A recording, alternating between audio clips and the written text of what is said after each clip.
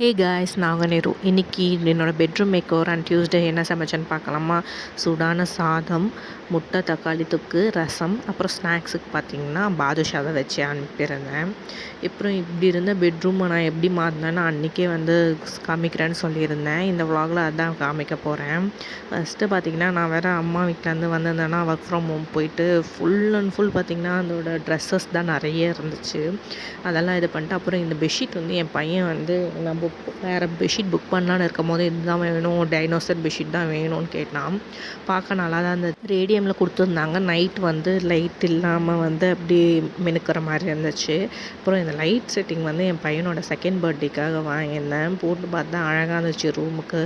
So அதையும் அப்படியே decoration மாதிரி வச்சுட்டேன். இப்போ லைட் ஆஃப் பண்ணி காட்டுறேன் எப்படி இருக்குது பாருங்கள் ரூமு. உள்ளே போனோன்னே இப்படி தான் இருந்துச்சு. என் ஹஸ்பண்ட் பார்த்துட்டு இன்னும் எப்படி இந்த ரூமை இப்படி ஆக்கிட்ட அப்படின்ற மாதிரிலாம் கேட்டிருந்தாரு. அவருக்கு ரொம்ப பிடிச்சிருந்தது. அவருக்கு க்ளீனாக இருக்கணும். பட் நானும் என் பையன் தான் ரூமை ரொம்ப மெஸ்ஸியாக வச்சுருந்தோம். அன்றைக்கி அவருக்கு ஒர்க் இருந்ததுனால தான் அவர் க்ளீன் பண்ண முடியாமல் அப்படி இருந்துச்சு. இல்லைனா அவரே க்ளீன் பண்ணி வச்சுருவார்.